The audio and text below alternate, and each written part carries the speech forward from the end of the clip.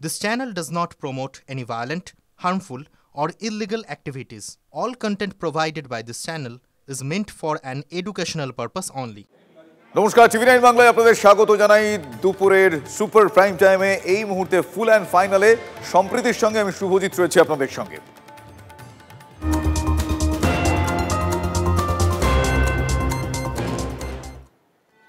সাময়িক বিরতি তিনি নিয়েছিলেন।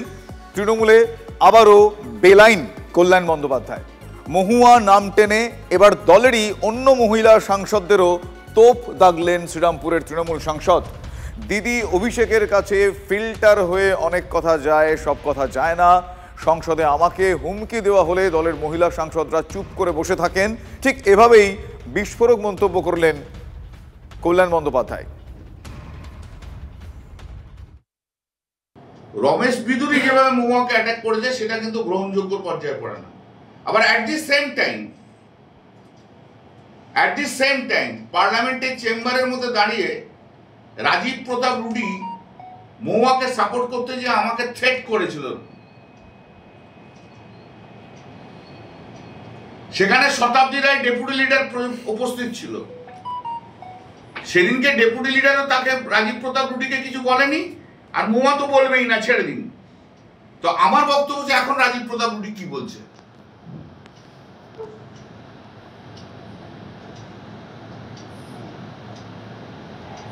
আমাকে যখন অ্যাটাক করা হচ্ছে তখন কিন্তু মহিলা মহল, আমাদের তৃণমূলের মহিলা মহল কিন্তু সব চুপ করে বসে থাকে। বিজেপির লোক অ্যাটাক করছে কিন্তু তখন মহিলা এমপিরা চুপ করে বসে থাকে, কিন্তু তখন দলের যে একজন এমপিকে সাপোর্ট করে না।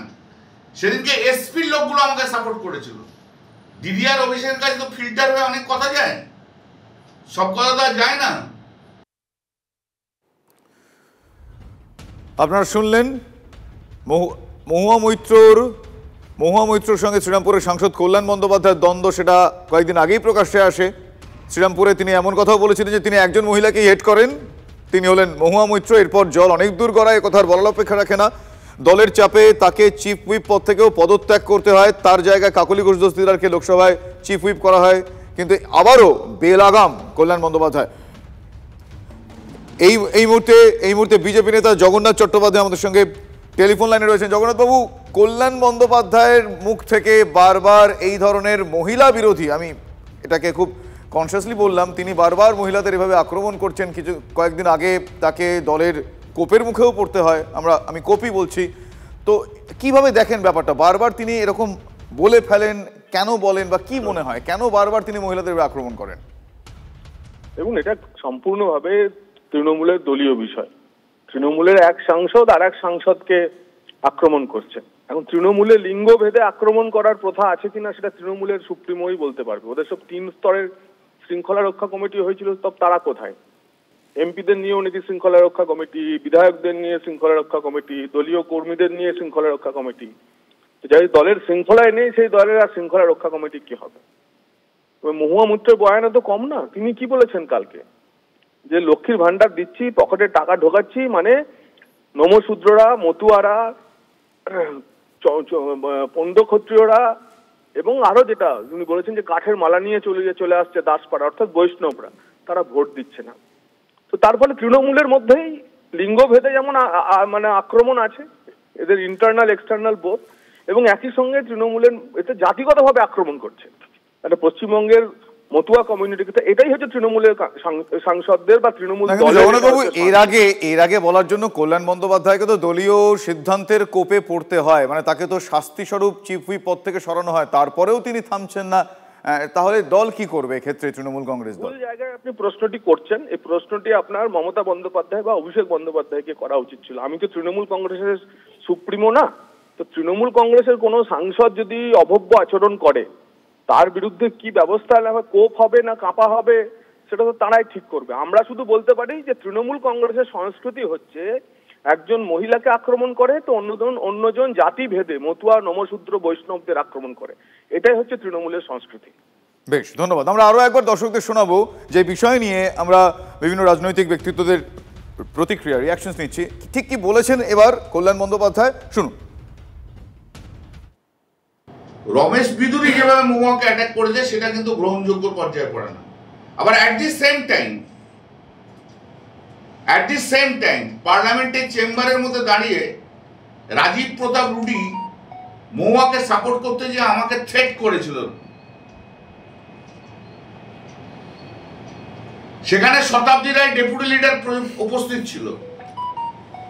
সেদিনকে ডেপুটি লিডারও তাকে রাজীব প্রতাপ রুডিকে কিছু বলেনি, আর মহুয়া তো বলবেই না, ছেড়ে দিন। তো আমার বক্তব্য যে এখন রাজীব প্রতাপ রুডি কি বলছে,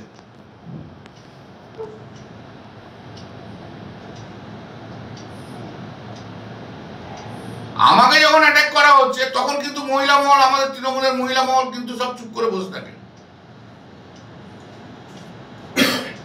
বিজেপির লোক অ্যাটাক করছে কিন্তু তখন মহিলা এমপিরা চুপ করে বসে থাকে, কিন্তু তখন দলের যে একজন এমপিকে সাপোর্ট করে না। সেদিনকে এসপির লোকগুলো আমাকে সাপোর্ট করেছিল। দিদি আর অভিষেকের কাছে তো ফিল্টার হয়ে অনেক কথা যায়। তৃণমূল সাংসদ প্রতিমা মণ্ডল এই মুহূর্তে আমার সঙ্গে টেলিফোন লাইনে রয়েছেন। প্রতিমা দেবী, আমি আপনার কাছ থেকে জানতে চাইবো, এই যে বারবার এর আগেও কল্যাণ বন্দ্যোপাধ্যায় মহুয়া মৈত্রর বিরুদ্ধে কথা বলে দলের শাস্তির মুখে পড়তে হয়েছে, আবারও তিনি এমন মন্তব্য করলেন, আপনি একজন মহিলা সাংসদ হয়ে বিষয়টা কিভাবে দেখছেন?